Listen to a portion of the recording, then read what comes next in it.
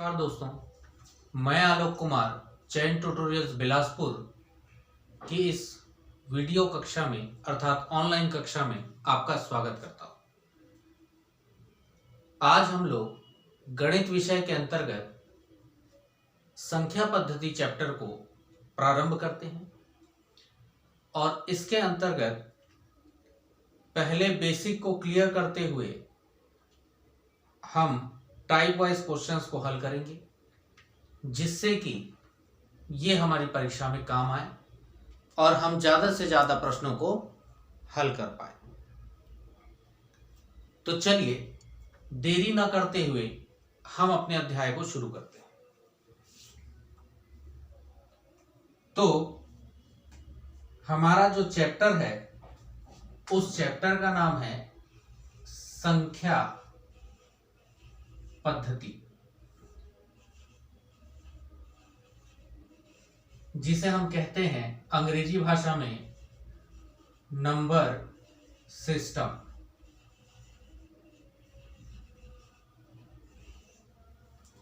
ये पूरा का पूरा अध्याय मैं लगभग 8 से 9 वीडियोस में कवर करूंगा।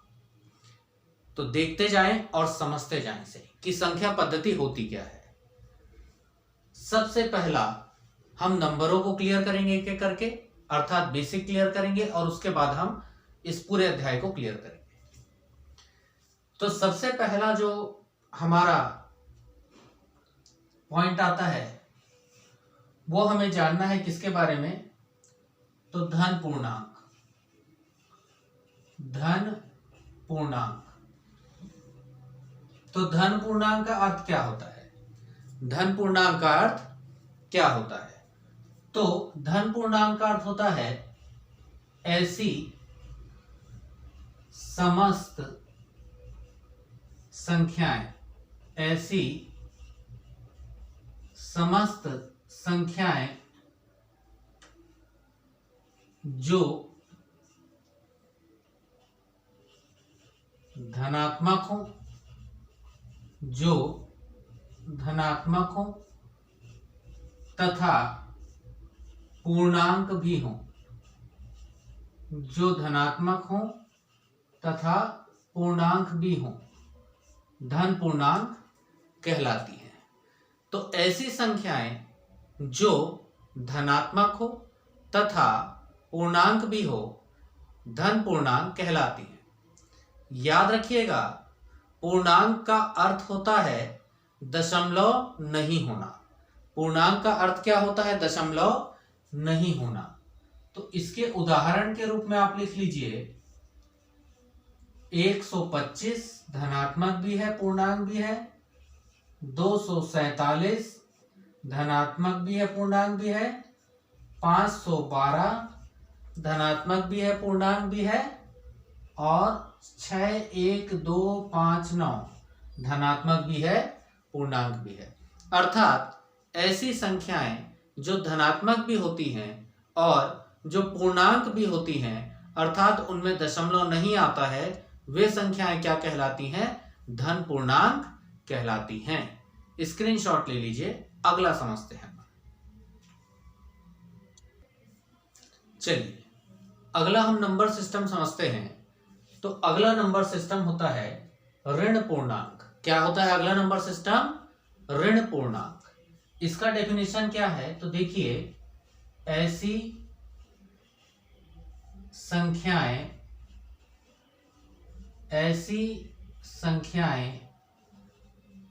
जो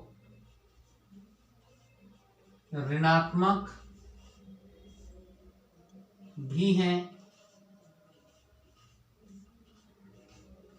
तथा पूर्णांक भी हैं।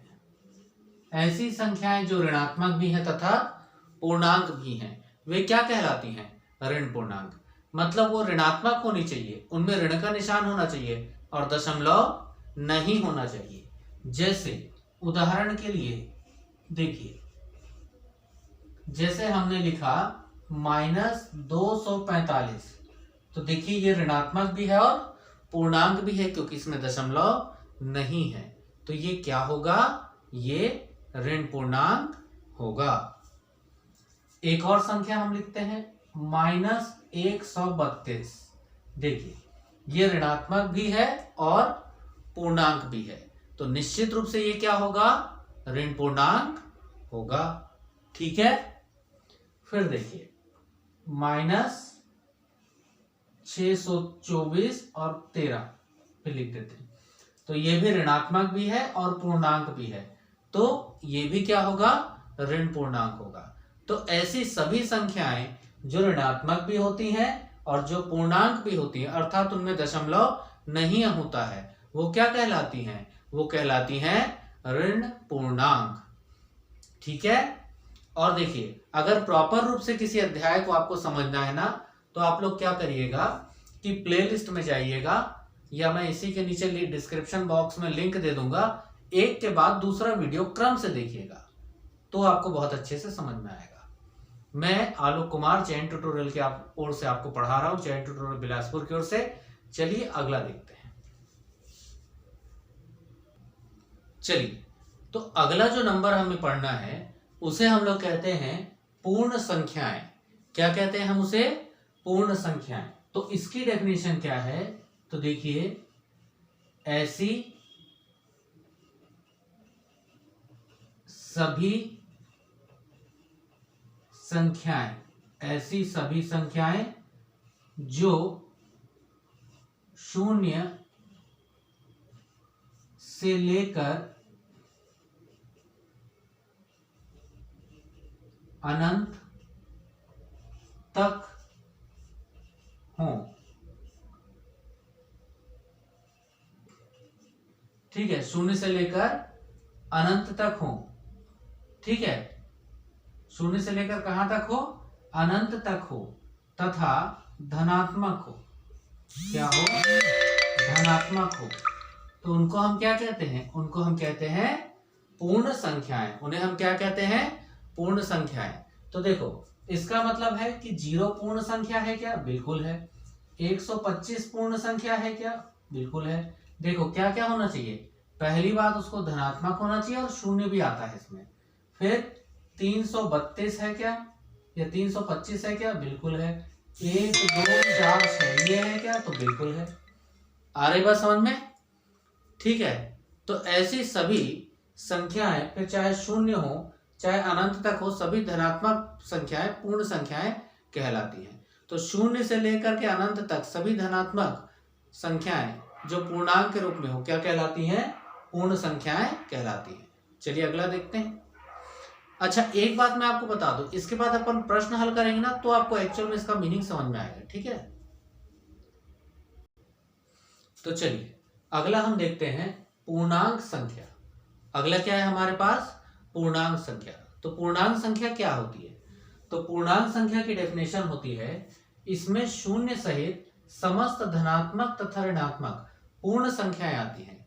इसमें 0 सहित समस्त धनात्मक तथा ऋणात्मक पूर्ण संख्याएं आती हैं। तो उदाहरण के लिए देखिए, जैसे मान लीजिए मुझे ये बोलेगा कि 0 पूर्णांक संख्या है क्या, बिल्कुल है।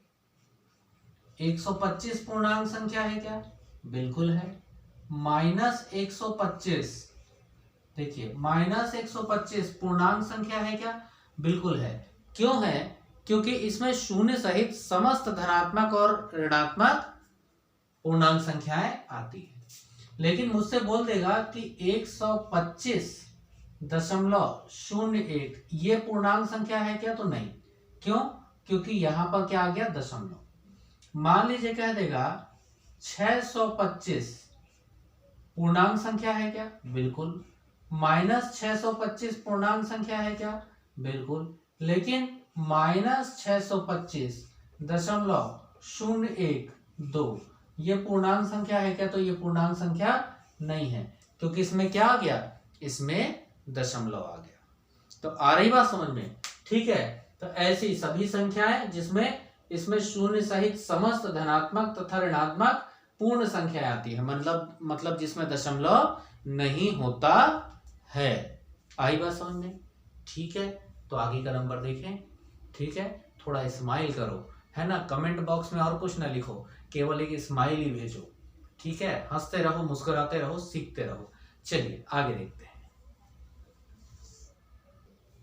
अगला जो डेफिनेशन आ जाता है वो आ जाता है सम संख्या का। किसका आ जाता है? सम संख्या का। तो सम संख्या क्या होती है देखो, तो ऐसी सभी संख्या जो 2 से पूरी पूरी कट जाए, ऐसी सभी संख्या जो 2 से पूरी पूरी कट जाए, मतलब जिसमें 2 का पूरा पूरा भाग चला जाता है, वो क्या होती है? वो सम संख्या होती है। मुस्कुराओ यार, सबसे पहले मुस्कुराओ, मुस्कुराओ, सभी लोग मुस्कुराओ और एक एक स्माइली नीचे भेजो कमेंट में, ठीक है? हंसते रहो, मुस्कुराते रहो, जल्दी सीख पाओगे, ठीक है? तो ऐसी सभी संख्या जो 2 से पूरी पूरी कट जाए, जो 2 से पूरी पूरी विभाजित हो जाए, ठीक है? जैसे उदाहरण के लिए 2 एक सम संख्या है क्या? तो बिल्कुल 2 को 2 से काटो तो क्या हो जाएगा? 2 एक काम 2, कट गया, तो 2 एक सम संख्या है। बोले 3 एक सम संख्या है क्या? नहीं, तो 3 को 2 से काटो तो 2 एक काम 2, तो बच गया कितना? 1, मतलब ये सम संख्या नहीं है। तो जो सम संख्या नहीं होती है वो क्या होती है? विषम संख्या। याद रखिएगा, जिसमें 2 का पूरा पूरा भाग जाता है तो वो सम संख्या होती है, और जिसमें 2 का पूरा पूरा भाग नहीं जाता है वो क्या होता है? विषम संख्या होती है। आ रही है बात समझ में? क्लियर है? कंसेप्ट क्लियर है आपका? ठीक है, तो देखिए इसी प्रकार से 4 सम है कि विषम है? तो 2 से भाग लगाइए तो 2 दूनी 4, 2 दूनी 4, तो पूरा पूरा कट गया है ना, मतलब 0 आया, तो ये क्या है? सम संख्या है। 5 को देखिए तो 5 को 2 से काटिए तो 2 दूनी 4, 2 दूनी 4, तो कितना? 1 बचा है ना, मतलब ये कैसी संख्या है? विषम।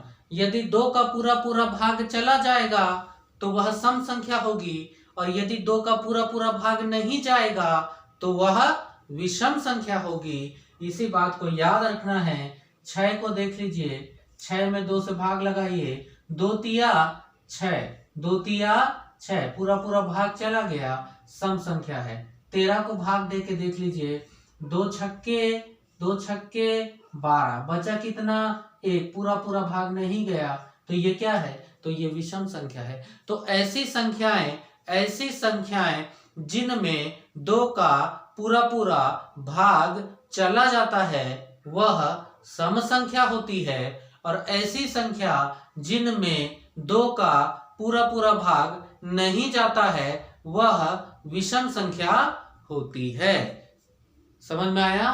तो चलिए आगे देखते हैं। तो चलिए अगला को देखते हैं हम लोग। अगला कहता है, यहां पर देखिएगा कि